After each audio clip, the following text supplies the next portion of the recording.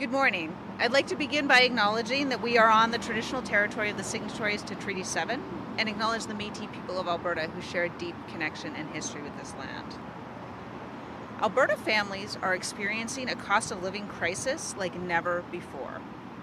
Inflation is at a 40-year high, and most experts believe it's going to stay that way for months to come, which means Albertans will continue to see prices for groceries and other basic goods increase. Ever since the UCP removed the price cap on electricity, Alberta families and businesses have been hit by punishing monthly bills. Some bills are hundreds of dollars a month higher than they were at this time last year. Unfortunately, according to new information from the Alberta Utilities Commission, the price of electricity is on the rise again today. In July, the regulated rate option prices are expected to be 20% above June prices, hitting levels we haven't seen since February.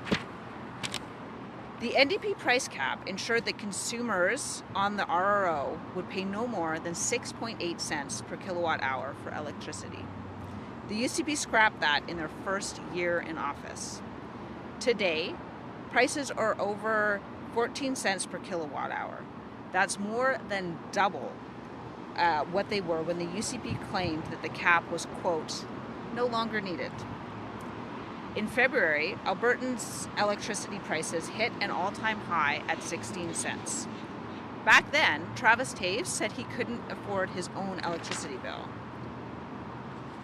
But in the 5 months since, the UCP have failed to take meaningful action to help Alberta families and small businesses. After months of dithering, it's possible some households will get a $50 rebate later this month. But this amount is far too small, and by October, higher bills will probably be back. These utility bills are on top of the UCP's other increases, including their $1 billion income tax grab, their increased property taxes, to tuition, to interest on student loans, to camping fees, and higher insurance rates. At the same time, the UCP has cut the child and family benefit, the seniors benefit, income support, and AISH. In every way imaginable, the UCP have used inflation to make life more expensive for Albertans. In fact, just the other day, the Associate Minister of Red Tape Reduction tweeted a congratulations to herself for cutting so-called red tape at the Electricity Market Surveillance Administrator. But it hasn't made lives any better, and it doesn't bring down the cost of electricity. Only the UCP can spend a bunch of time tinkering in the electricity system and completely fail to address the issue that's on everyone's mind, the price. That's why today, we're calling on the government to extend its $50 per month electricity rebate beyond 3 months and continue the program through the winter. Because of repeated delays in getting these rebates out the doors, Albertans are going to see these rebates stop, likely in November or December, when prices are likely to be spiking again. Albertans deserve to know that they have a government that has their backs, not one focused on internal politics. We have been sounding the alarm on inflation for months, but the UCP is too distracted by its never-ending leadership drama to take meaningful action for Albertans. It's no wonder that consumer confidence in Alberta is plunging. Wages are standing still while bills pile up. If the UCP government has refused to take action, but an NDP government would, because an NDP government will always be focused on you and on keeping more money in your pocket. Thank you, and I'm happy to take your questions. With that, we'll pass the questions. Seeing none, we'll turn it over online. A reminder, press *9 if you're dialing in, or use the raise hand function on Zoom. Please state your name and outlet at the top. Go ahead, first caller. Your line is open.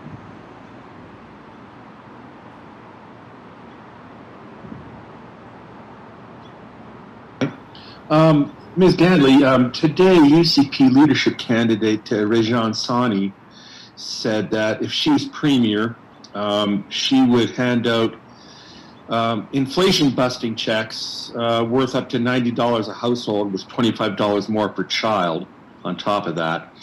And she also acknowledged that while she was minister...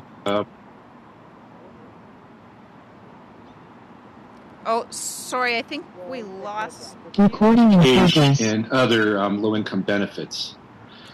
So she's made this announcement today. What do you make of that?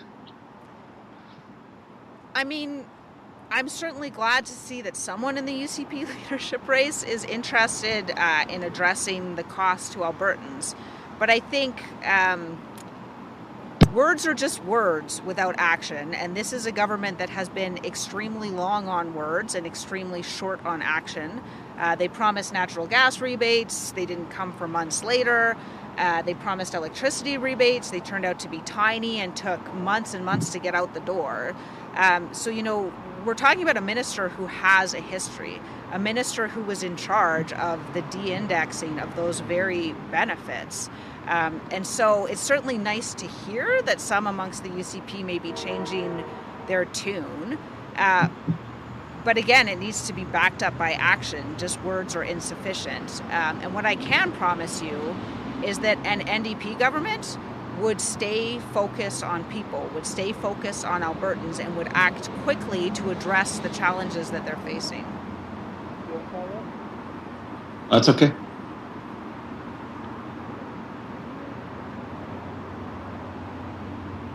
We'll go to our next caller. Go ahead, caller, your line is now open.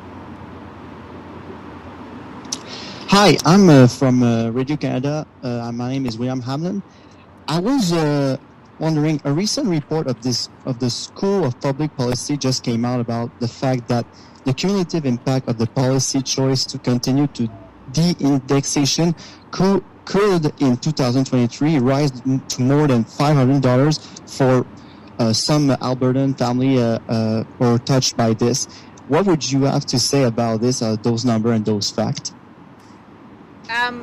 That doesn't surprise me. We're seeing massively high inflation, and we have a government that intentionally de-indexed income tax brackets. And I mean, the projections even on that before we started seeing this increase in costs were over $1 billion. So we have a government taking money out of people's pockets. I'm not surprised to hear, we do know that the cost to people living on AISH, to families who were receiving the child family benefit, which is, it lifted 50% of children out of poverty. It was, it reduced child poverty by 50%. It was a very good program, and now the UCP is essentially eroding that and other benefits. And we hear every day in our offices what the challenges are for people as a result of that. So I'm not surprised to hear that. I think it very much speaks to the policies of a UCP government that just isn't focused on people, isn't focused on families, and isn't focused on what they need right now, which is some relief from the rising cost of living. No, thanks. We'll take one last pass for questions. Go ahead, caller, your line is open. It's Kathleen Ganley, Alberta today. So, in extending this beyond the 3 months, would you still want to see it at the $50 for the rebate? And what kind of a cutoff would you say for the price points? Like, are there any other changes in the mechanism, or is it just $50 a month for longer than 3 months? Yeah, so what we're asking for today is for them to extend that $50 a month. I think you're absolutely right. $50 a month is insufficient. I think it's been demonstrated that it's insufficient, especially when you compare it not just to the increased cost of electricity, but to all of the other costs that the UCP have piled on Albertans, like car insurance and tuition and taxes. So it's still our position that the $50 is insufficient. We still think there's a lot more that the government should be doing. But in the interest of, I guess, putting our best case forward, we're asking them to do the least they could possibly do. And I I guess it's not the least they could possibly do, but we're asking them to do just a little bit more than they've done and extend that $50 a month to at least do something for Albertans to continue keeping some form of relief available. You have more, Catherine? No, that's okay. Thank you very much. Thanks. And again, we'll take one last pass for questions. Remember to press star 9 if you're dialing in. We use the raise hand function on Zoom. And seeing none, that's all for today. Thank you very much. So much for watching, and to learn more, check out albertasfuture.ca.